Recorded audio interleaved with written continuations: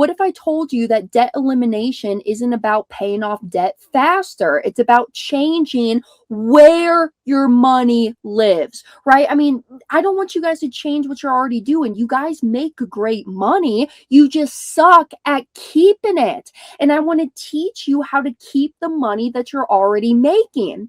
And a lot of this frustration comes from my high income workers, but y'all are still feeling stuck in this debt. Y'all are maybe making payments, but the balances are barely moving. And honestly, the real secret isn't about budgeting harder. It's about controlling the cash flow.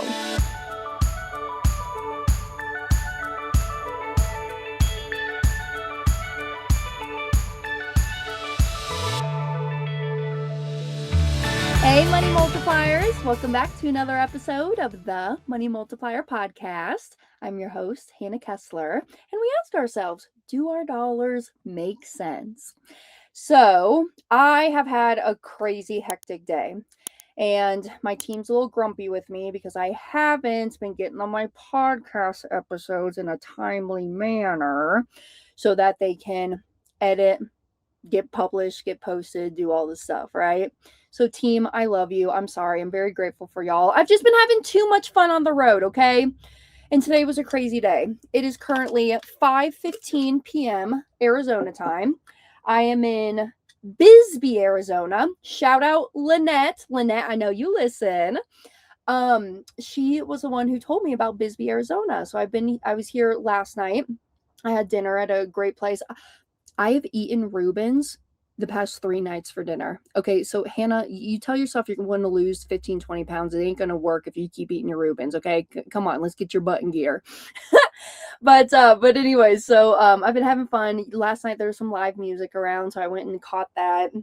And then Daisy woke me up at 4:30 this morning. Girl, you eat breakfast at 6:30, 7 o'clock. Don't be waking me up at 4:30.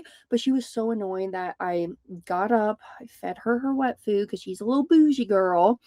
And then I had some calls this morning. I did my live stream. It's a Thursday. And then I took a little nap, about an hour nap. And then I had some more calls. So if y'all will join me. I have someone calling me. So if y'all will join me, we are going to have fun this episode. I'm cracking open a little bevy. Grab your beverage. I'm not showing you because YouTube might demonetize me, okay? So grab your beverage, whether it's a cold brew, beer, a wine, a coffee, a water, whatever you like to drink, a coconut water. Come and join me, y'all. I have my One America cup for drinking out of because your girl also needs to do laundry. No, I also need to do my laundry, but I also need to do my dishes in my van. All right. Well, hey, I am excited about today's episode. We are going to be getting into the secret to debt elimination. And what if I told you that debt elimination isn't about paying off debt faster? It's about changing where your money lives, right? I mean, I don't want you guys to change what you're already doing. You guys make great money. You just suck at keeping it. And I want to teach you how to keep the money that you're already making. And a lot of this frustration comes from my high income workers, but y'all are still feeling stuck in this debt. Y'all are maybe making payments, but the balances are barely moving. And honestly, the real secret isn't about budgeting harder. It's about controlling the cash flow. All right. So I am going to get into the money multiplier map. All right. And so if you are a type of person where you have debts, trust me, that's where my family started. Back in 2008, Pops had almost $1 million of debt, $984,711 of debt. That's what he owed to the third-party creditors. And by implementing this concept, the infinite banking concept, he paid off that debt in 39 months, 3 years and 3 months. He didn't work any harder. He didn't change his cash flow, take on any additional risk, work harder, right? He was a chiropractor. He didn't open the office for longer hours, treat more patients. Again, he just changed where the money was going first. We aren't going to get into Brent's example because this really would be like a 9-hour podcast, okay? but I'm going to be showing y'all a real life example. It's another chiropractor from Minnesota. And this example, this gentleman had $469,000 of debt. Okay. Almost 470. It's 469 to be exact. Hey, just a little side note, because my ADD is going off. I'm parked over here in Bisbee. You just quick shout out because, single millionaire chick over here. The guy parked behind me, his plates say Washington, so he's a little solo traveler too, because I see him out there walking his dog. He's a cutie, let me tell you, he's kind of sexy. I have to maybe go say hi in a little bit. All right, anywho's, I'm gonna share my screen, okay? So if you are watching this on or listening to this, excuse me, on podcast platforms, you may want to switch over to the YouTube, the Money Multiplier YouTube channel, so you can see the visual examples I'm about to go through. Let me share my screen and let's pull this up. I'm going to make it full screen for us. Okay, so here's what's going on. This is the Money Multiplier map. This gets created for all of our clients. All clients that have this third-party debt. Now, if you don't have debt, let's break this one myth. If you don't have debt, a question I get a lot is, Hannah, will this strategy even work for me if I don't have debt? Yeah. When I started my first policy at 18, I didn't have debt. All right. But you have expenses. You pay taxes. You finance your vacations. You go to the grocery store. You keep the lights on in your house. You pay mortgages, you pay rent, you put gasoline in your car, you have to eat, right? We all got to eat for survival. So this is not just for debt. This is anything and everything that you're buying in life. You're now just financing it through your own banking system first, where you are the one who creates the interest, profits, the dividends for yourself, rather than allowing your money to sit at the commercial bank and having the bankers use your money, making a good living off of it. So all this is, and all that I'm saying is that your money has to be stored somewhere. And I want my money stored inside of an environment where, number one, government's out of my hair, it's tax-free growth. Number two, this is a protected asset. If I ever get sued, have a judgment lien against me, my money's protected inside of my policies. And then number three, I want to have access. I want to have liquidity to my capital. And my cash value in my policy is liquid money to me. My definition of liquid money is I can turn it into cash within 30 days. That's my definition of liquid money. So this is just specifically for my debt people, because a statistic says a Fidelity report from 2025 showed that 78% of Americans are living paycheck to paycheck. All right, we need to start taking back the control of our money, and we need to start learning how money actually works. Okay. All right, so if you do have debt, this is a map that will be created for you. This is a free tool, free resource that we give to all of our members. So I never charge anything for my time because, right, I get paid one way only. And that's when you start a policy with me. Because remember, you don't have to start this concept with me. Hopefully you want to, because this is all that I do. I eat, live, and breathe this stuff. But at least make sure that you're working with somebody who is a certified infinite banking practitioner through the Nelson Nash Institute is my biggest advice. So as you can see here in the spreadsheet, all right, just starting on the left-hand side, this is just time. Month 1 to 12, month 13 to 24. Real quick, let's look at the green headers here.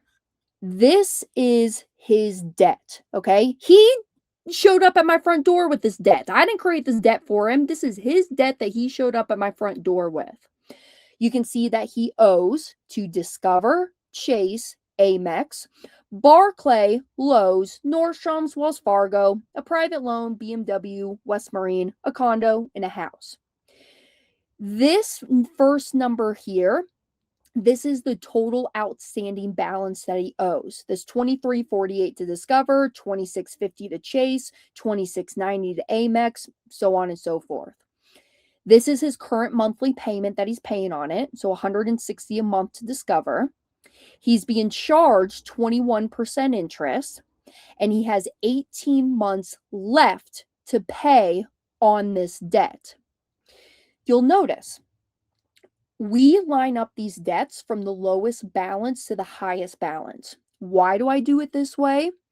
Because if I can go and pay off a debt that's a lower balance first and then free up this $160, a month, I'm trying to shift the control back into my hands. A lot of people always want to talk about interest rate. No, I want the control of my cash flow. So if I can go and pay off Discover and free up this $160 a month, I'm starting to shift that control back into my hands now. So that's why we line up. There's my sexy man walking right by there again. So I want to go and pay off these debts from lowest balances to highest balances because I want to shift the control back to my hands. If you go in here and you add up all of these debts, it totals to $469, like I said.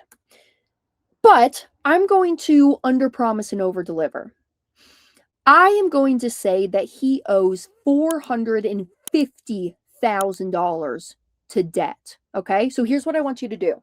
Take out a piece of paper and you're going to write $450,000 of debt.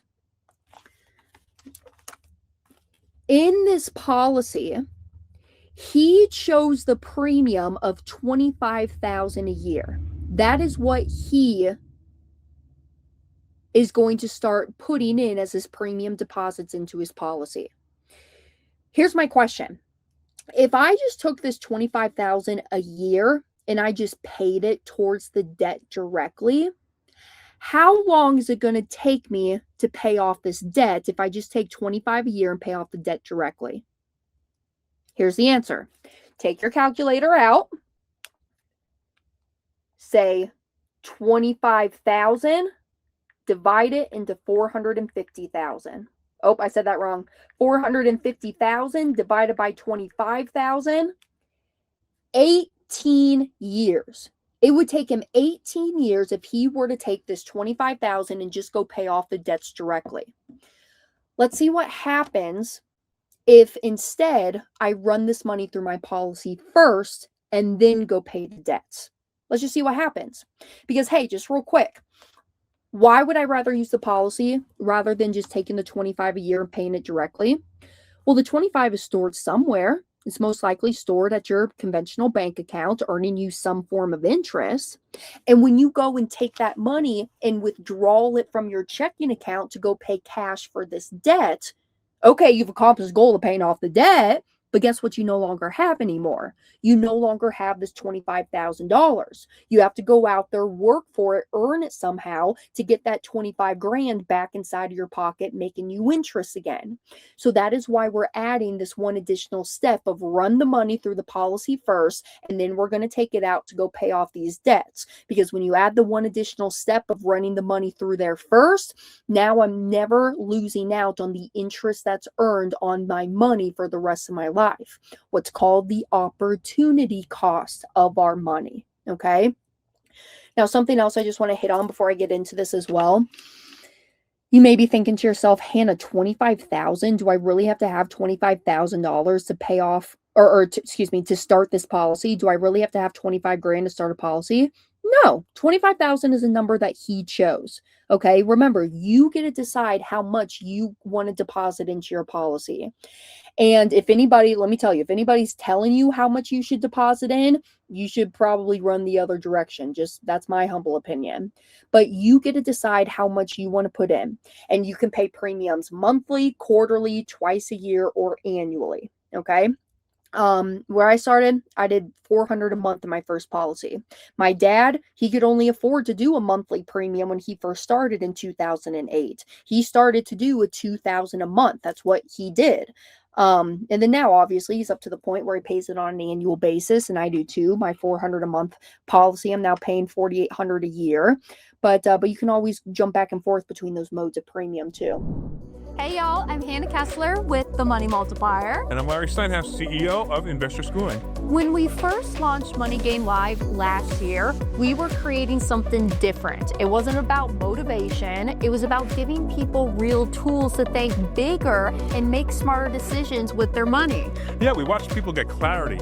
They left with direction, and they finally understood how money actually works, not just in theory, but in everyday life. This year, Money Game Live 2026 is coming back, baby. 3 days in Tampa. We're going to go even deeper this year. We're going to be breaking down creative real estate strategies, tax reduction, and how to keep your money moving, protected, and growing. And it's more than numbers. It's about control, legacy, and long-term freedom that you're building for yourself. Listen, you want to be there, so go to moneygamelive.com and get your ticket now. That's moneygamelive.com. We'll see you in the room. All right. Starting in year one, month one of the policy, $25,000 goes in. Immediately, what's my definition of immediately? Within 30 days, he has a loan available of $14,366. We're going to take the $14,366 and we're going to pay off Discover, pay off Chase, pay off Amex, pay off Barclays, and pay Lowe's down from $9,500 down to $7,600. So now what he's going to do is he's going to take the monthly money he was sending to Discover, Chase, Amex, and Barclays. He's going to take that and start paying himself back into his miscellaneous account, this $788 a month. Let's go a little bit deeper, because I know when I teach this live, I kind of just keep it a little surface level because I want y'all to just understand the logistics of it. But this miscellaneous account, all it is just a separate segregated checking account at your local bank. Why do I have a separate segregated checking account? I'm not going to go so deep into it in today's episode, but two reasons. Number one, pay yourself first. It keeps you disciplined. And then number two, loan money gets deposited into that miscellaneous account, because loan money that comes out of the policy, it's tax-free money. So come tax time, it's just easier to identify what's taxable and tax-free because you're not commingling this money with your main checking account. So it's just a lot easier for tax time and tax purposes. So you'll notice that we didn't add what we were paying to Lowe's because we didn't pay off Lowe's yet. And I told you, I don't want you to work any harder, take on any additional risk, or lose control of your money. So since we didn't pay off Lowe's yet, we're not taking that money and paying ourselves back. We are only taking the money that we paid off, and that's what we're using to redirect into that miscellaneous account. So $788 a month over the next 12 months. Now here's another nugget. Because again, as I mentioned, I kind of keep this surface level just for learning purposes. But in real life, I would not have you just take that $788 a month and just hold it inside of that miscellaneous account. See, here's where Dave Ramsey loves me. We're going to take that money and we're going to snowball these debts down. Y'all know the snowball method. So really, what we're going to do is we're going to take this $788 a month, add it to the $287 that we're paying to Lowe's now. And now we're going to send Lowe's a total of $789, about $1,000 a month, we'll call it. Now we're sending Lowe's $1,000 a month, $287 plus the $788. So now we're paying more to Lowe's, the velocity of our money, snowballing the debts down because we have an active use for the debts. Okay, but just for learning purposes, let's just make believe we're not doing that just because I don't want to have a million numbers up here on the screen, okay? So we're paying ourselves back $788 a month. Sun goes up, sun goes down, right? Life goes on. Year two rolls around, and year two, my premium comes due again. $25 goes in. Now I have a cash value of $14,871. I'm going to take the $14,871, add it to what I was paying myself back last year for a total of $24,327. Taking this 24, we're paying off Lowe's, we're paying off Nordstrom's, we're paying off Wells Fargo, and we're paying BMW down from $17,000 down to $15,000. Now, what I'm doing is I'm taking Lowe's, Nordstrom's, and Wells Fargo and the monthly payment I was sending to them, and I'm adding it to the $788 I was paying myself back last year, for a total of $16.22 now that I'm paying myself back. I'm not working any harder. You guys were already sending that debt to those creditors. Now that they're paid off, now you're just paying yourself back that money. See, here's a big mindset shift. When you go and pay something off, people like to look at this money like it's free spending money now. No. Don't hit Parkinson's law, right? Once was a luxury is now a necessity. Do not hit Parkinson's law. Once this is paid off, now you're just going to redirect that cash flow, pay yourself back with it. You can notice right here, this private loan, it only has 7 months left on it. So this private loan does get paid off in the normal course of the loan right here in month 18. So once the private loan gets paid off, we add this $922 to the $1622 we were paying ourselves back, now for a total of $25.44 every month. $25.44 is what I freed up over 18 months, just simply by using the policy to pay off these debts. I continue on to pay that $25.44 a month. Let's move on. Year 3. Year 3 rolls around, month 25. My premium comes due again, my premium deposit. $25,000 goes in. Now I have $22,438. Do you see how loan availability goes up each year? It's because of the uninterrupted compounding. So I'm going to take my new cash value, the $22,400, add it to what I was paying myself back last year for a total of $48,000. We take the $48,000, we're paying off BMW, and we're paying West Marine down from 47 down to 8. And then you can see it gets paid off in the normal course of the loan in month 27. So now what I'm going to do is I'm going to pay myself back this $43.05. How did I get to $43.05? It's what I was paying to the creditors all the way up to the boat loan, West Marine. I was sending that money to the creditors. Now I'm just pivoting that money and I'm paying myself back that money now. All right, year 4. Y'all, we're trucking along, are we not? All I have left at the start of year 4 is a condo and a house. I think we're a little ahead of schedule. Month 37. Start of year 4. $25,000 goes in as my premium. And reminder, premium equals your deposit. Okay, it's all about how you think. Nelson Nash always says, rethink your thinking. When premium goes in, it's a deposit into my bank. Okay, I never want to stop making these premium deposits because it's a deposit into my bank. Have you ever made too many deposits into your bank account? I hope the answer is no. And this is why. Year 4, I put in 25. Well, now I have a cash of $25,966. I'm taking out more from this policy than what I put into it. Is that $25,966? Do you think that's a taxable growth or it's a tax-free growth? It's tax-free growth. So when I take out more than what I put into it, that is all tax-free money to me. I'm going to take this $25,900, add it to what I was paying myself back last year for a total of $67,000 to use to pay off the condo.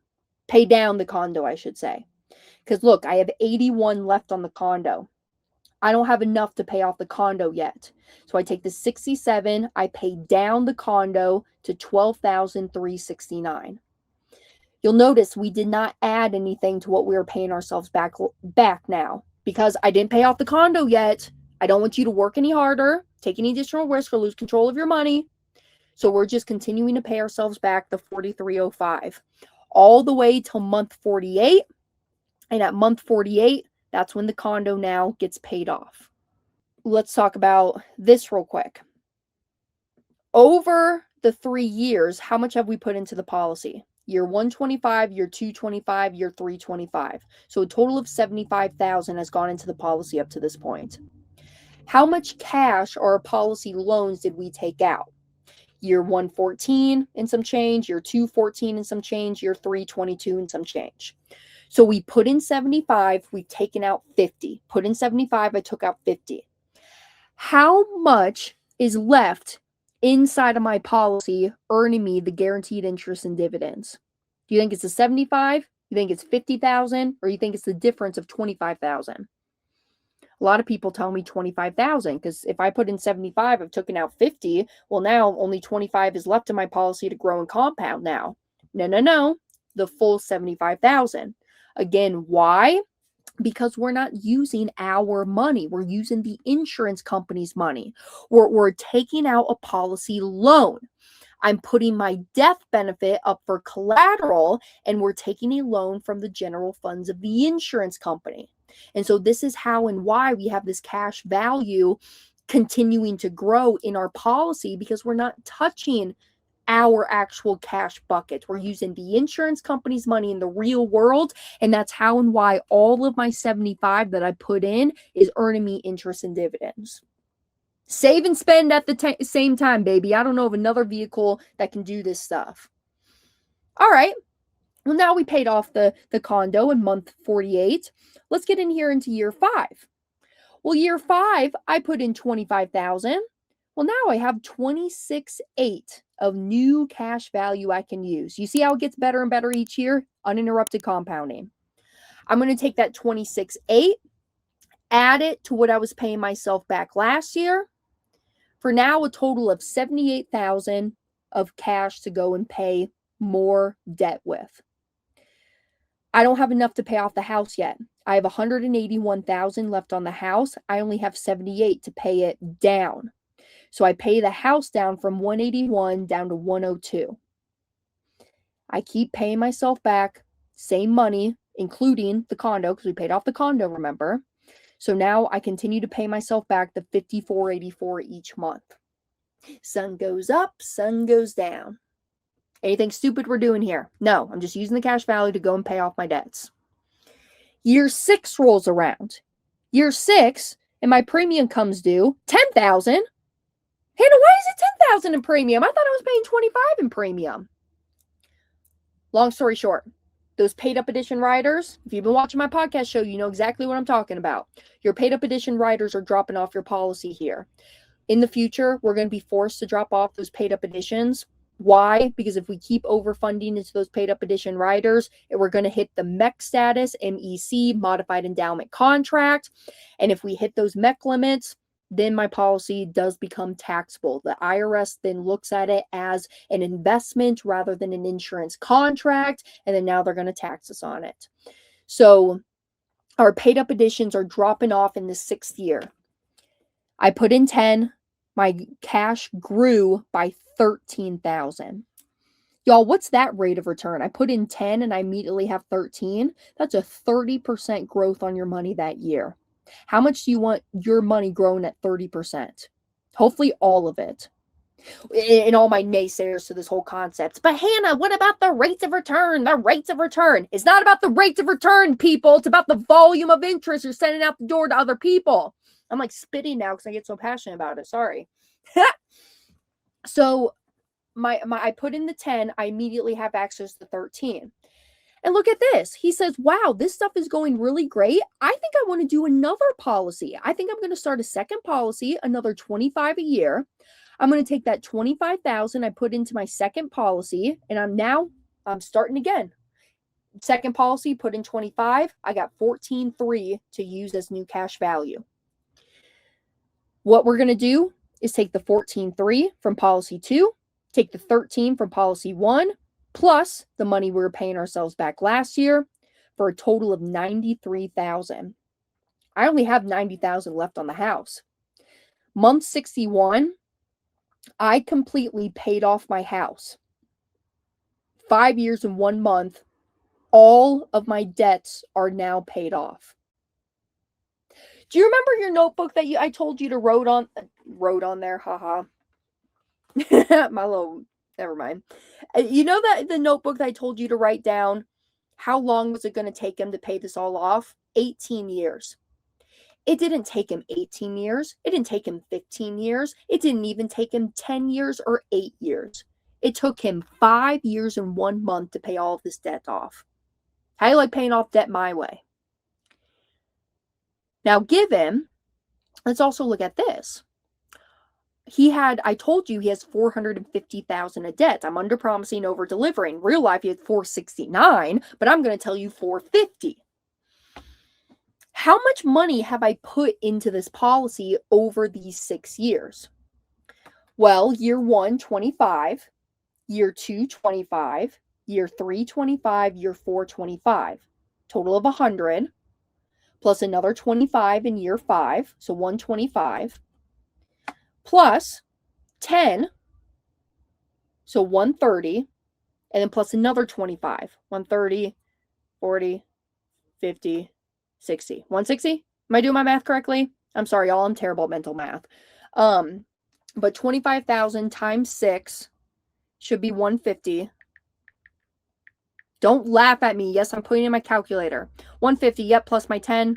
Yeah, 160. Woohoo! Hannah did it right. So a total of 160,000 of out-of-pocket money has gone into this policy. How much debt do we pay off? $450,000 of debt, and I put in $160,000 into my policy 1 and policy 2 over these 6 years. 160,000 went in, and I paid off 450,000 of debt. Do you see why it took my dad 39 months to pay off his debt? He just went faster with this stuff, right? His first policy he started was $2,000 a month. 3 months later, started a policy on my mama because death benefit was important to my dad. Mom was running the billing department for the chiropractic office, and he needed her, right? I mean, if something were to happen to mama,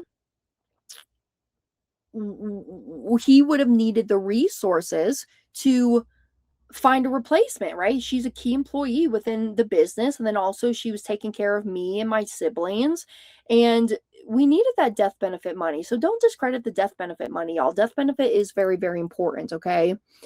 But 3 months after he started his first policy, he started another $2,000 a month on my mom, and then a few months after that, he opened up, I think it was a $10,000 a year on Zach, myself, and Sean. So then he started more policies, just doing more premium into it, and that's how he paid off the debt quicker. He just went faster with this.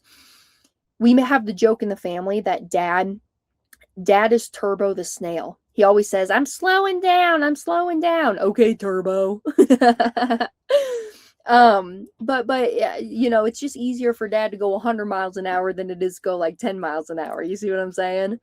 So dad just paid off the debt faster because dad, he was just start more premium. He put more premium into the policies, thus more premium that goes in, more cash value to use. And quote Nelson Nash, your premium equals your solution. A lot of people like to look at the premium as it's a payment, it's a debt, it's an expense. And oh my gosh, how am I going to pay this premium? No, premium equals your solution. The problem's going to be the problem.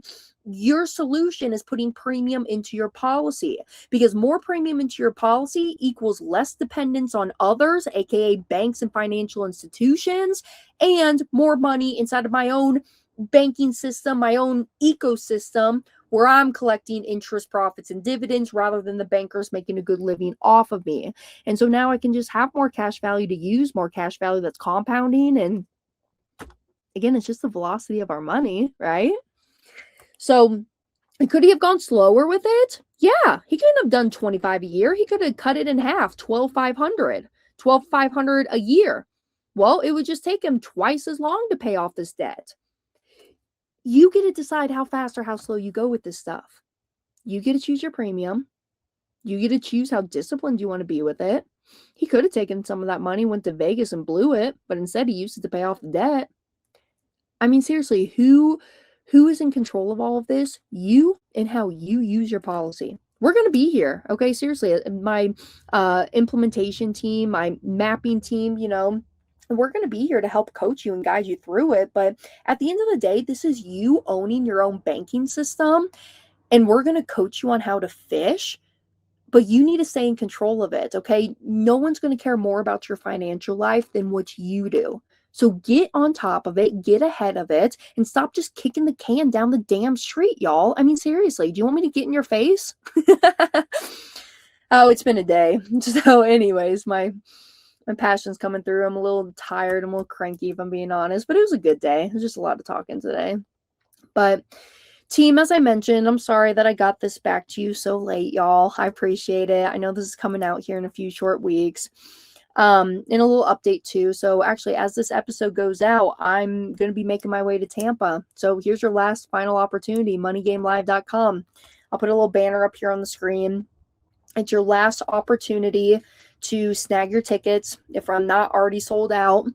A live event in Tampa, Florida, February 27th, 28th, and March 1st. VIP days on the 27th, 28th, and March 1st, Saturday, Sunday. Classroom's going to be in session. And I just want to see y'all down there. And it's not just infinite banking. I mean, yeah, that's what I'm going to be talking about. I'm going to show you different ways of how I use my policies, pay my taxes. I mean, if you've been following me on social media, I had a large tax bill. I'm trying to work on that right now. But I'm just going to show you some of the strategies of how I use my policies, but it's more so of my alternative investing event, if you will. Oil and gas, real estate, and all types of real estate, lending, notes, multifamily. Anywho, go check out the lineup. It's on there. I'm getting tired. So moneygamelive.com. Come and join us. This is your last opportunity. This is the only live event I'm throwing this year. I got some cool ideas of some stuff I kind of want to do in just this year too, especially for my Gen Z people. If you're a Gen Z listener like myself, holler at me, okay? Here's my email, hannah@themoneymultiplier.com. I got some fun stuff I'm thinking about doing for my Gen Z generation. So that is all I have for today. I hope this was helpful. I hope I showed you the secret to debt elimination. And the real problem, losing control of your capital. That's what it is. You know, people think that there's only one way to finance things. It's either paying cash, thus giving up the interest we could have earned, or bank financing it and sending out the interest to somebody else. So debt elimination is all about redirecting your cash flow. So instead of sending your money away, aka paying cash, keep it circulating. See, wealthy families focus on the velocity of money, they focus on uninterrupted compounding, and they focus on private banking. So really get in the room, understand what's going on, because if you know what's going on, you'll know what to do. You can watch the full presentation, themoneymultiplier.com/presentation. And as I mentioned, the secret to debt elimination isn't working harder or budgeting better. It's building a system where your money works harder than you do. All right, until then, I will be back next week. Next Tuesday, another episode will launch. And come and check me out Thursday mornings, 9 a.m. Eastern time. I go live on YouTube, Facebook, Instagram, LinkedIn, all the social media channels. You can go search up the Money Multiplier pages or my personal channels, Hannah Kesler. Until then, y'all, be well, do good, and I'll catch you next week. Mwah. Love y'all. Hey y'all, if you've made it this far, this is where most people stop, and that's why they continue to be stuck with their money. Continue on with your education, click right here, it'll take you to the next video.